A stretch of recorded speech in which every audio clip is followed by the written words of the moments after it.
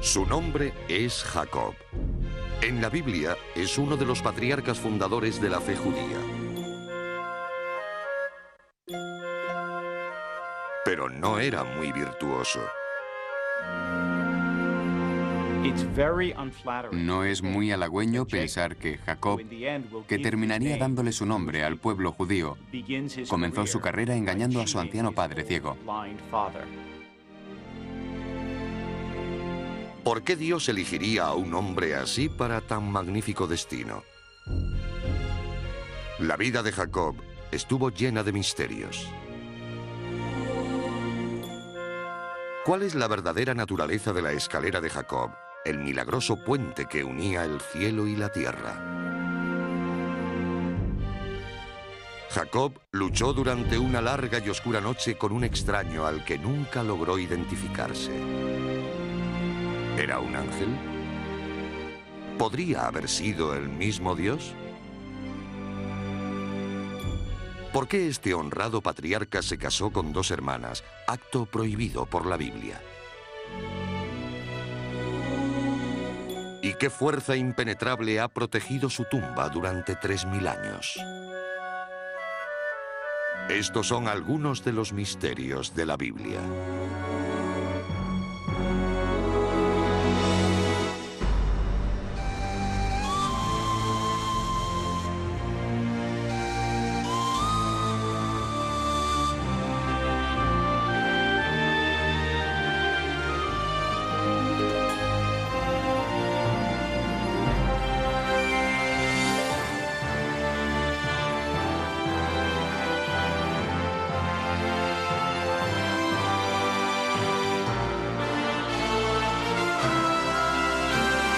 Misterios de la Biblia.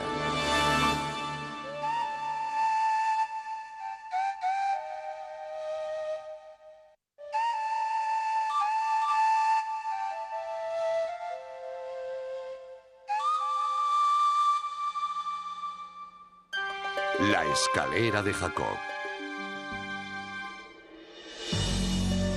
Primer acto: destino y engaño.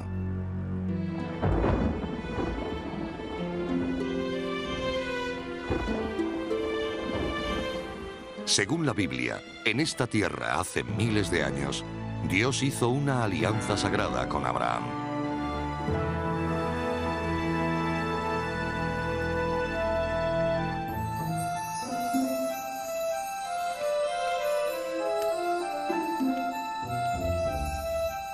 Y sacándolo fuera, le dijo: mira al cielo y cuenta, si puedes, las estrellas. Así de numerosa será tu descendencia. Génesis 15:5.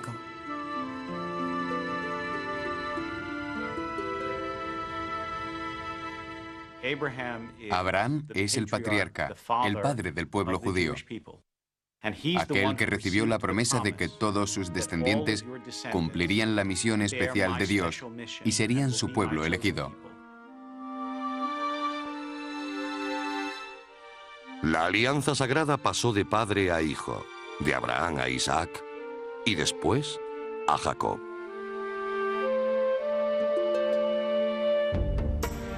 Pero la historia de Jacob es una de las más controvertidas de la Biblia.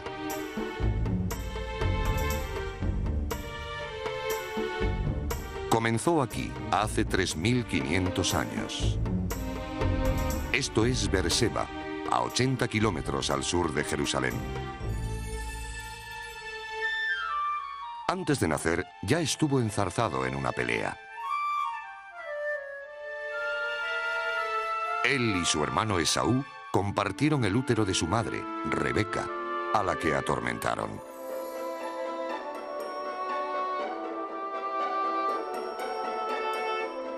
Chocábanse en su seno los niños y dijo: para esto, ¿a qué concebir? Génesis 25:22.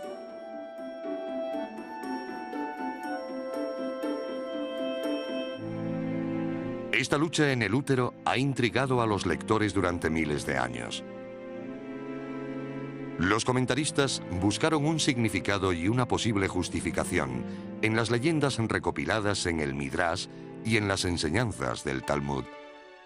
¿Luchó Jacob con su hermano solo para imponerse a él o fue realmente un acto de bondad?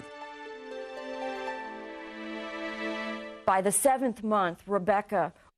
el 6.º mes de embarazo, Rebeca solo quería que le sacasen a aquellos dos monstruos de su interior.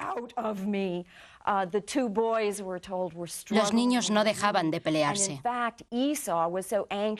Esaú tenía tantas ganas de nacer que no le importaba matar a su madre en el intento.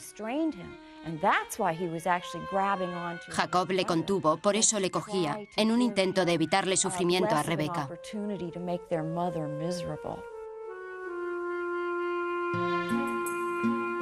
Esaú nació primero. Le siguió Jacob, que salió cogido del tobillo de su hermano. Esaú era el mayor. Esta diferencia, aunque mínima, era muy importante.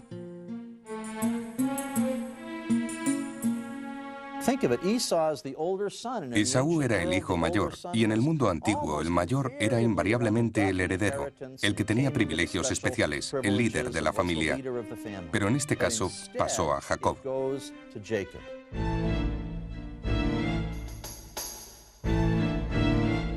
Lo que Jacob no heredó por derecho, lo logró con astucia.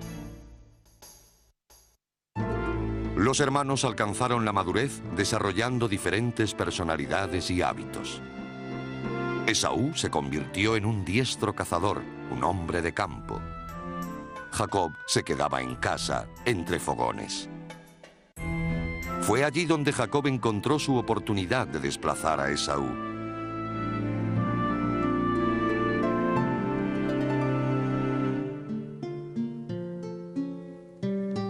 Hizo un día Jacob un guiso, y llegando Esaú del campo, muy fatigado, dijo a Jacob: «Por favor, dame de comer de ese guiso rojo que estoy desfallecido». Contestóle Jacob: «Véndeme ahora mismo tu primogenitura». Génesis 25-29. Esaú accedió, y en ese momento se estableció el linaje del pueblo judío. El derecho de nacimiento canjeado por un plato de comida que incluía la alianza con Dios pasaría a los descendientes de Jacob en vez de a los de Esaú. Sin embargo, este giro de acontecimientos dependió de una transacción moralmente dudosa. Es cierto que Esaú le vendió técnicamente su primogenitura a Jacob, pero incluso los rabinos del Talmud reconocen que un trato hecho bajo coacción no es vinculante. Y Esaú lo estaba claramente. Se moría de hambre.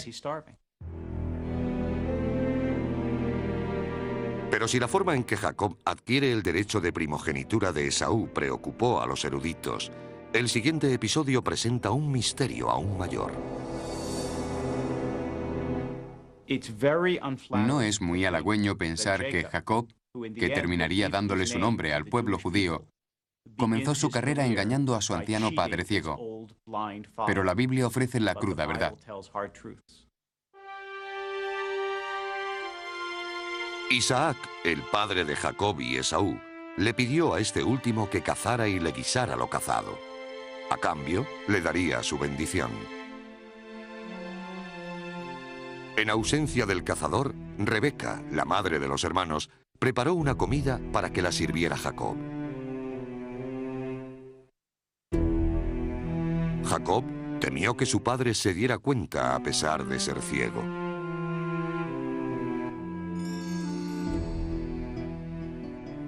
Mira que Esaú, mi hermano, es hombre velludo y yo soy lampiño. Y si me toca mi padre, apareceré ante él como un mentiroso. Génesis 27:11.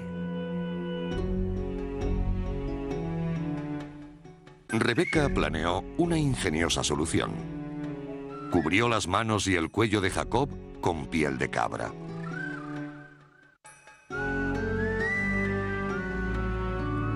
Acercóse Jacob a Isaac, su padre, que le palpó y dijo: «La voz es la voz de Jacob, pero las manos son las manos de Esaú». Todavía le preguntó: «¿De verdad eres tú mi hijo Esaú?». Y él contestó: «Yo soy». Díjole después Isaac: acércate y bésame, hijo mío.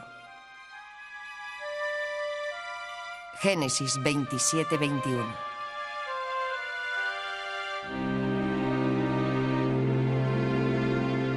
Después del beso, Isaac le dio su bendición. Jacob disfrutaría de abundancia terrenal y tendría que ser obedecido en todo por su hermano. Entonces, Esaú regresó de la caza. Aunque la Biblia en ningún momento presenta a Esaú como un héroe, uno de los momentos más emotivos y dolorosos es cuando éste regresa y descubre que lo han engañado e implora: «Bendíceme, Padre». Isaac no podía hacerlo. Ya había dado su bendición a Jacob y no podía retirársela. En el antiguo Oriente Próximo, y aún hoy en algunas zonas, un juramento, promesa, bendición, maldición o declaración solemne, aunque sea oral, es irrevocable. No se jura algo para echarse atrás después. No se puede hacer.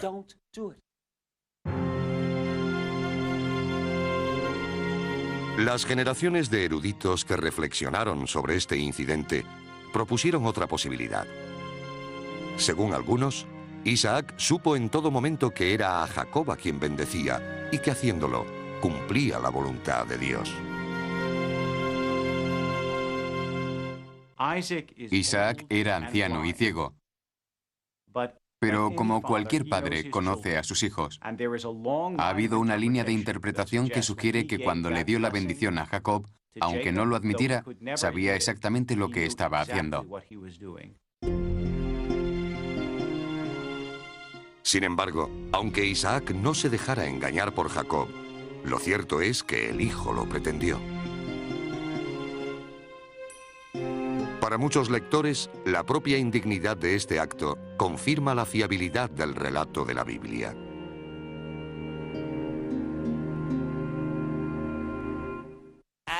El personaje de Jacob le dio más veracidad a la Biblia. Si Dios hubiera elegido a un santo, habríamos sospechado que todo estaba amañado. En todos sus personajes hay gente real, y la gente real hace cosas reales. Y esas cosas no son necesariamente morales y puras. El drama humano se precipitó. Esaú se enfureció por lo que había hecho su hermano. En un intento por escapar de la furia de Esaú, Jacob huiría a un aterrador páramo.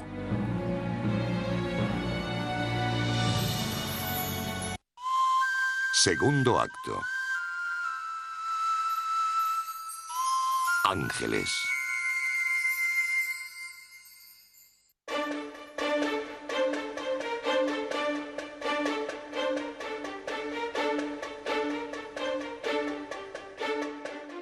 Concibió Esaú contra su hermano Jacob un odio profundo por lo de la bendición que le había dado su padre, y se dijo en su corazón: cerca están los días del duelo por mi padre. Después mataré a Jacob, mi hermano. Génesis 27:41. Para salvar a uno de sus hijos de la muerte y al otro de convertirse en asesino, Rebeca envió a Jacob a casa de su tío en Harán, lejos, en el norte. No fue un viaje fácil. Poco después de abandonar Berseba y la llanura sobre la que descansa, se encontró en un terreno difícil y extraño.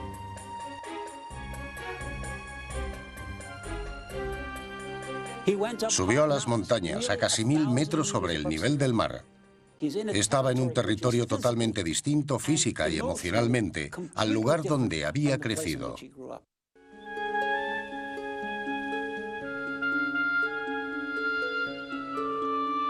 Jacob acampó en un sitio al que llamaría Betel, el lugar donde habita Dios. Pero Jacob no fue el primero en considerarlo sagrado.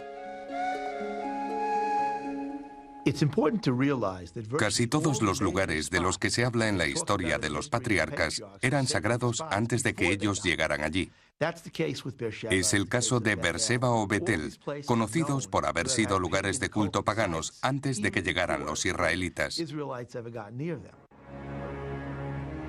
Allí, lejos de su casa, en un territorio amenazador, en un lugar de adoración a dioses desconocidos para él, fue donde Jacob durmió aquella noche.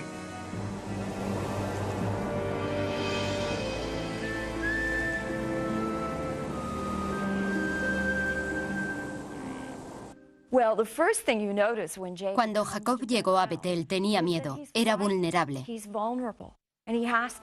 Tuvo que dormir a la intemperie. Sabemos que Jacob era un hombre de casa, no de campo. No le gustaba estar al aire libre y no iba preparado. Temía ser víctima de un ataque demoníaco.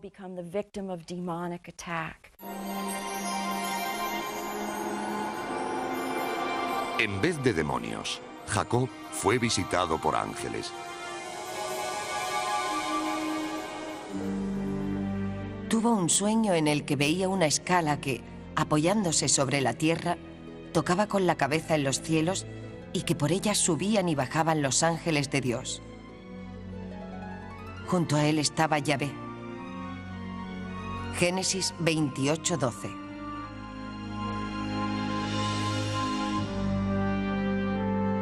Dios habló con Jacob.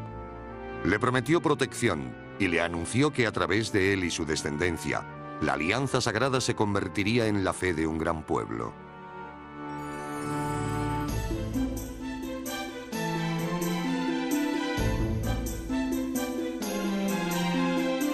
A lo largo de los siglos, incontables generaciones de artistas han intentado imaginar esa escena.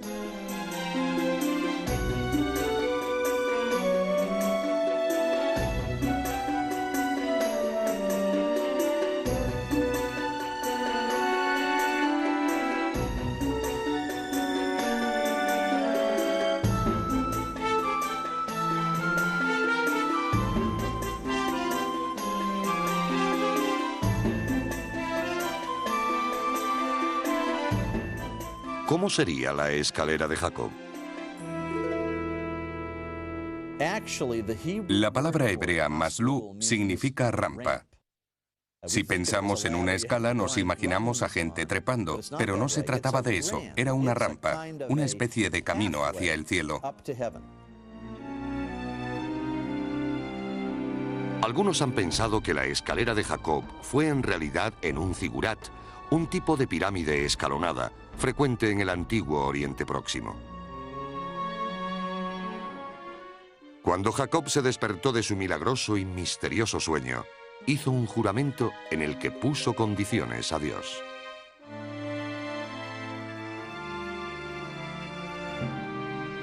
Si Yahvé está conmigo y me protege en mi viaje, y retorno en paz a la casa de mi padre, Yahvé será mi Dios. Génesis 28:20.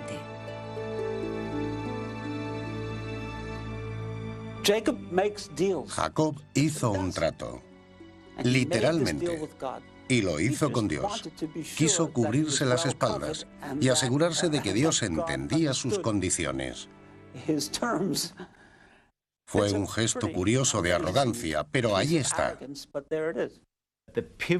El punto esencial de la historia humana hasta ese momento, el acercamiento de Dios a Abraham y la promesa de una alianza, de una tierra, de una ley y de un futuro, descansaba ahora sobre los hombros de Jacob. El problema es que hasta ese momento, Jacob no parecía ser la persona noble que pudiera llevar esa carga. Jacob estaba a punto de comenzar una nueva fase de su vida que le pondría a prueba de una forma inesperada. Reanudó su viaje y llegó a la casa de su tío, Labán. Labán tenía dos hijas, Lía y Raquel. Raquel cautivó a Jacob y le abrió un nuevo mundo. Cuando conoció a Raquel, se enamoró de ella en el acto. Es entonces cuando comenzamos a entender el lado noble de Jacob. La persona ambiciosa y confabuladora también tenía un gran corazón y era responsable de su destino. Encontró a la mujer que creyó que tendría un papel clave en ese destino y no se equivocó.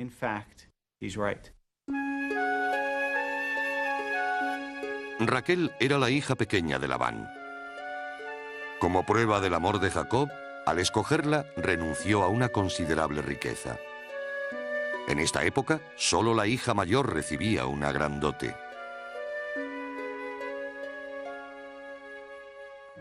En el mundo antiguo, los matrimonios eran más una cuestión económica que amorosa. Uno de los misterios del comportamiento de Jacob es que no quisiera a la hija mayor. Quiso a la pequeña aunque no tuviera tantas ovejas. Para obtener el derecho a casarse con Raquel, Jacob accedió a trabajar para Labán durante 7 años. Y no lo vio como una carga.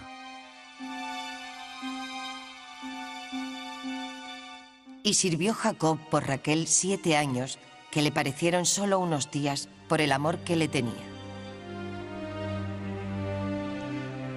Génesis 29:20.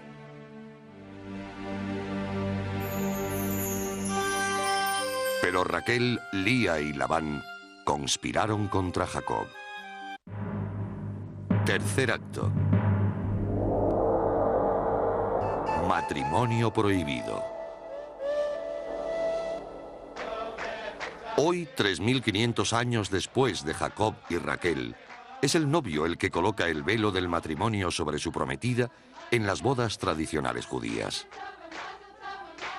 La leyenda dice que es por lo que le hicieron a Jacob en la noche de su boda. En las bodas antiguas, era común mantener separada a la novia y hacer una fiesta que duraba de 7 a 10 días. Durante ese tiempo se cubría a la novia con un velo. ¿Fue Jacob incapaz de ver la cara de la mujer que iba a desposar porque estaba cubierta por un velo? En un extraño giro de los acontecimientos, el padre de Raquel puso a Lía en su lugar. Y por la noche, tomando a Lía, su hija, se la llevó a Jacob, que entró a ella. Llegada la mañana, vio Jacob que era Lía. Génesis 29:23.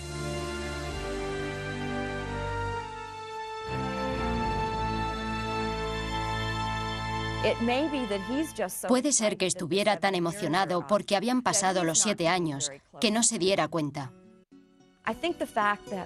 El hecho de que las novias vayan normalmente con velo, señal de su estatus de casadas, hizo posible que Labán aprovechara el momento para hacer el cambio.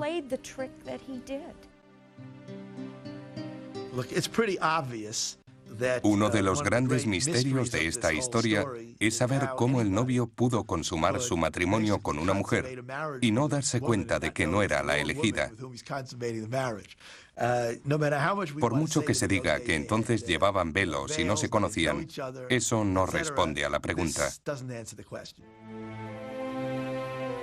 De nuevo, una leyenda ajena a la Biblia intentó explicar este extraordinario incidente relacionándolo con la mentira de Jacob a su padre.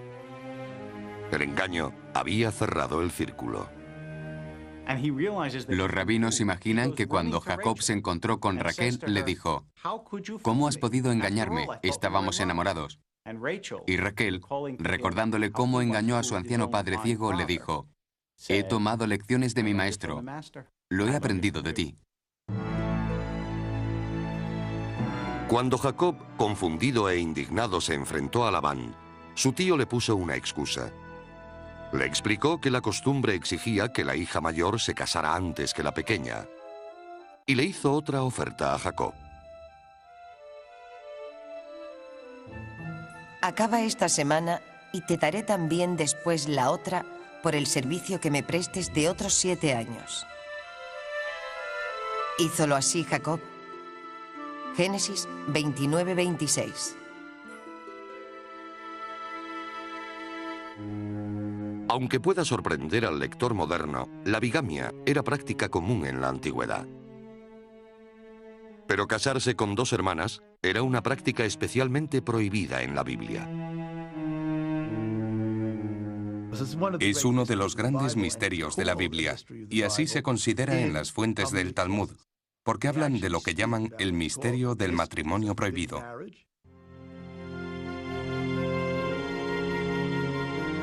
Los antiguos rabinos resolvieron el misterio asegurando que Jacob se casó con Raquel y Lía antes de que existiera la ley contra este tipo de matrimonios. Lía sabía que no era la esposa favorita e intentó ganarse el afecto de Jacob dándole hijos.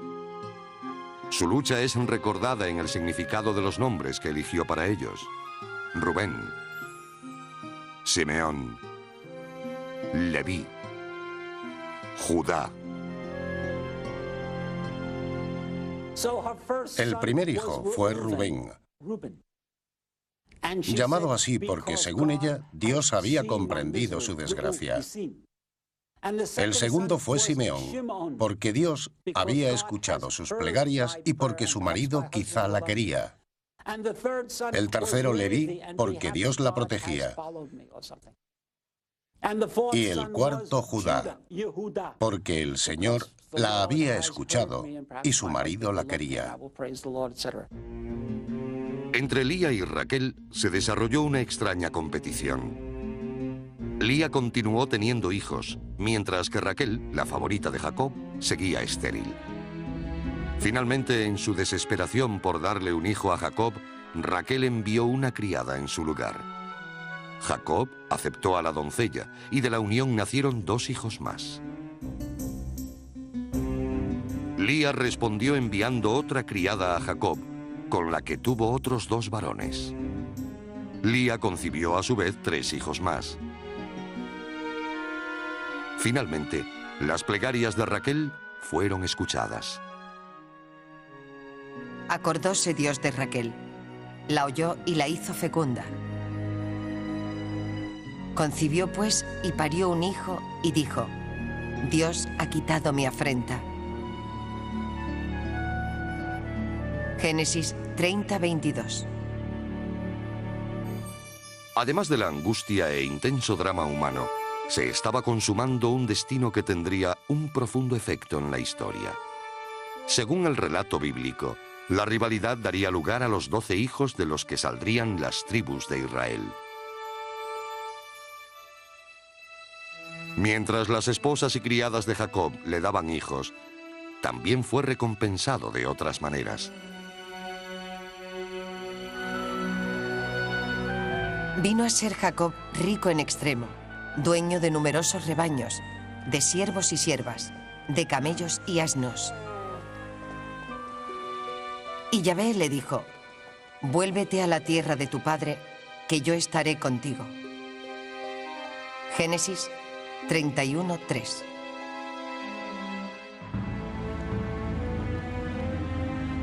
Había llegado la hora de la verdad. Jacob debía regresar a su hogar y enfrentarse a Esaú, el hermano al que había engañado, el hermano que quería matarle.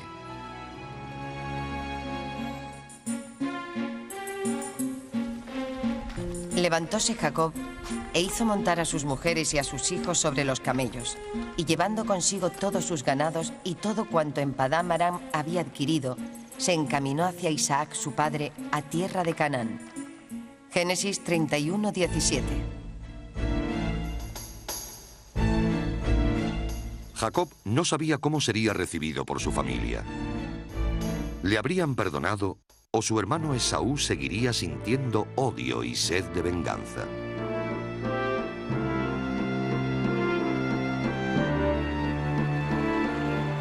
Acampó a orilla del río Jaboc y envió criados con mensajes de perdón y reconciliación.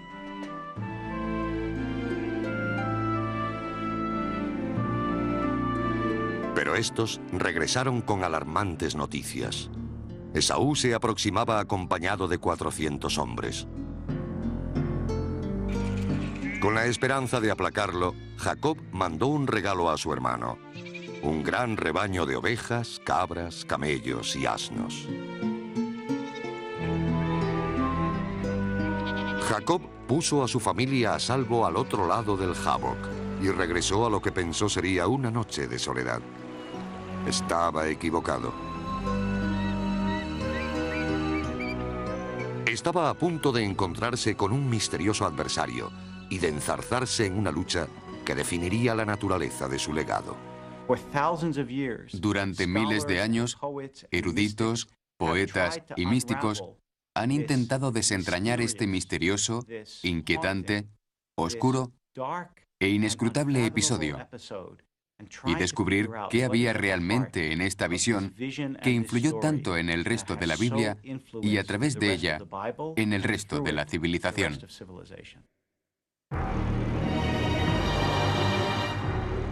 Quedóse Jacob solo, y hasta rayar la aurora estuvo luchando con él un hombre, el cual, viendo que no le podía, le dio un golpe en la articulación del muslo y se relajó el tendón del muslo de Jacob luchando con él. Génesis 32:24.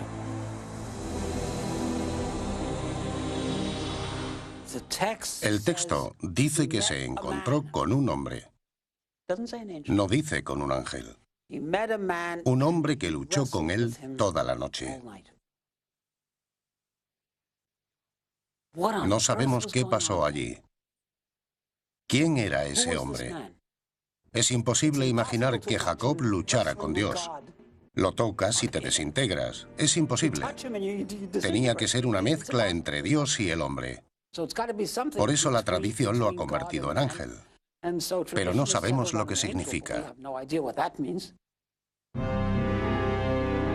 A pesar de su lesión, Jacob continuó aferrado a su misterioso oponente, negándose a dejarle escapar hasta que fuera bendecido.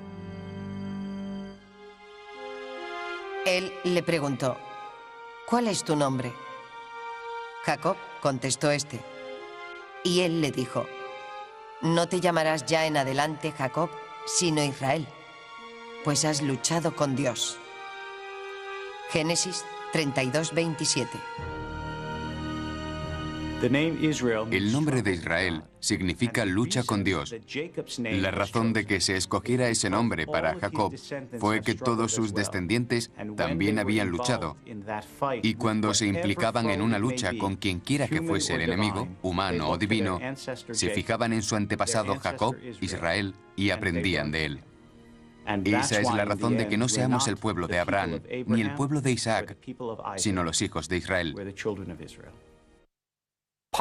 Los piadosos de nuestra generación podrían pensar que lo más admirable es obedecer a Dios y hacer lo que Él dice sin cuestionarlo. Pero ese no era el punto de vista de la Biblia hebrea. Desde los primeros tiempos, la Biblia registra luchas, dudas y enfrentamientos del hombre con el Dios creador del universo. Es increíble.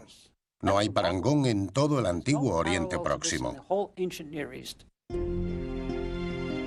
Después de recibir el nombre de Israel, Jacob le preguntó su nombre al misterioso extranjero. Este contestó que no debía hacer esa pregunta. En la Biblia en general, y en el libro del Génesis en particular, los nombres son esenciales para la comprensión del carácter de la persona. Y nadie sabe el nombre de Dios. Porque saber el nombre es conocer la esencia de la persona. Y eso debe seguir siendo un misterio. Aunque el extraño se negara a dar su nombre, la Biblia sugiere que Jacob no dudó de su identidad.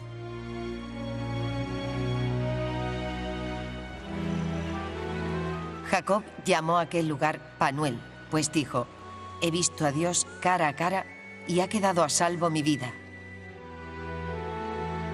Génesis 32:30.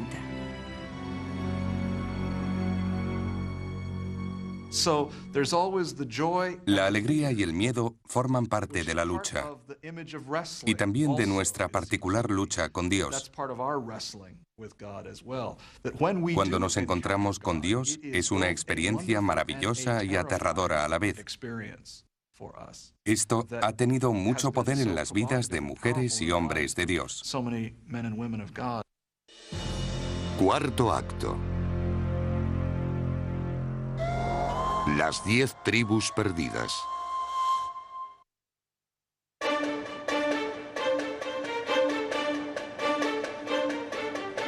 Habían pasado 20 años desde que Jacob huyera de la ira de su hermano. 20 años desde que engañara a su padre para conseguir la bendición destinada a Esaú. Jacob cruzó el río Jaboc y se preparó para enfrentarse a su hermano y a los 400 hombres que le acompañaban. Para muchos eruditos, en el dramático enfrentamiento que estaba a punto de ocurrir, había más en juego que la mera relación entre dos hermanos. Jacob y Esaú no representan simplemente a una familia disfuncional. Representaban a una región disfuncional en la que grupos estrechamente aliados, grupos que se podrían considerar casi parientes, se mataban por la tierra y el agua de la zona. No es solo la historia del 2000 a.C. en Canaán, también es la historia del siglo XX y XXI en Oriente Próximo. Es la historia que seguimos viendo en los periódicos todos los días. Él se puso delante de todos y se postró en tierra 7 veces antes de llegar su hermano. Esaú corrió a su encuentro, le abrazó, cayó sobre su cuello y le besó. Ambos lloraban. Génesis 33:3.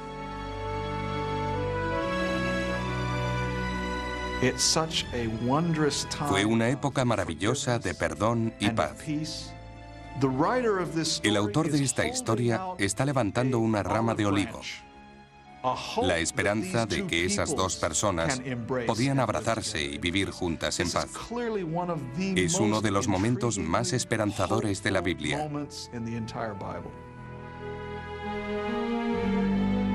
Después de esta conmovedora reconciliación, Dios ordenó a Jacob que regresara a Betel, al lugar donde había soñado con la milagrosa escalera.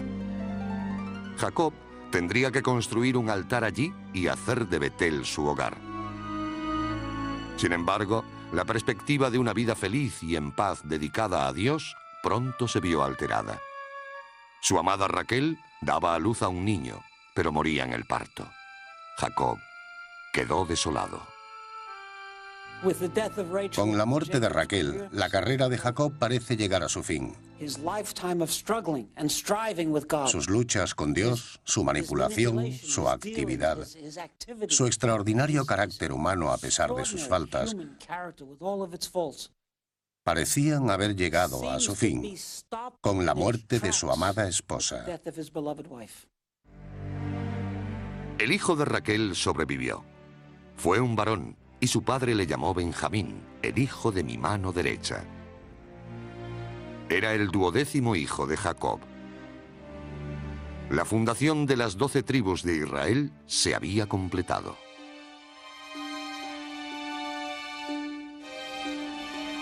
Pero la historia de Jacob, con profunda influencia en la historia y la civilización, ha dejado pocas pruebas físicas. Quizá esto hace que los lugares identificados sean más sagrados y emotivos. La tradición dice que fue aquí donde Raquel murió. Hasta nuestros días, las mujeres que quieren quedarse embarazadas visitan la tumba de la mujer que deseó darle hijos a su marido.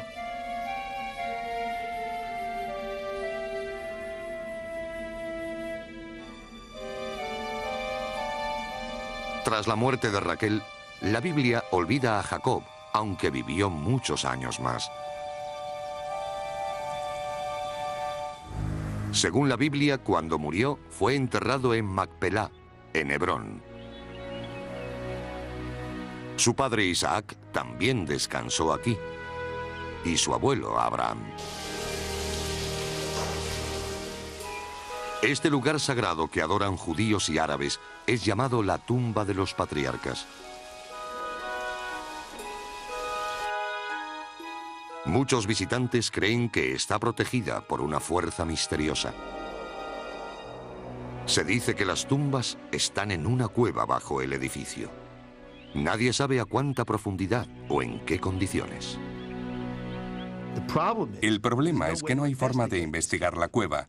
Hay una historia que dice que después de 1967, el rabino jefe del ejército israelí de la época, el rabino Goron, intentó entrar en la cueva porque quería descubrir lo que había pasado. Empezó a bajar los escalones, pero en el quinto notó una fuerza que le hizo cejar en su intento. Ya no pudo bajar más. En los siglos posteriores a la muerte de Jacob, las 12 tribus que descendían de él poblaron la tierra prometida. 10 tribus vivieron en el norte, 2 ocuparon el sur. Entonces, en el 722 antes de la era cristiana, la desgracia cayó sobre las tribus del norte. Un poderoso enemigo se disponía a arrasarlos: los asirios. Viene presuroso. Día de ira es aquel. Día de angustia y de congoja. Día de ruina y de asolamiento. Día de tinieblas y oscuridad. Día de sombras y densos nublados. Día de trompeta y alarma en las ciudades fuertes y en las altas torres. Sofonías 1:14.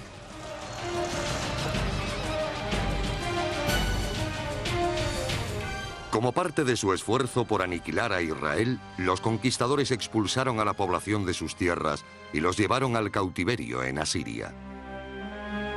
Sin embargo, la leyenda insiste en que los exiliados no perdieron su identidad y finalmente lograron establecer nuevos asentamientos en algún lugar fuera de Israel. Una de las preguntas más fascinantes en los estudios históricos del antiguo Israel se centra en esta deportación a Siria, las llamadas 10 tribus perdidas de Israel. ¿Qué ocurrió con ellas? El misterio ha atormentado a innumerables generaciones de eruditos, místicos y soñadores que han recorrido el mundo en busca de las tribus perdidas. En tiempos modernos, el tema alcanzó proporciones absurdas cuando empezaron a decir que los ingleses, los esquimales o los indios formaban parte de las 12 tribus. Puede que los arqueólogos descubran algún día pruebas concluyentes del destino final de las 10 tribus perdidas. Sin embargo, puede que nunca se resuelvan otros misterios de la vida de Jacob, porque el misterio es un elemento intencionado de la Biblia.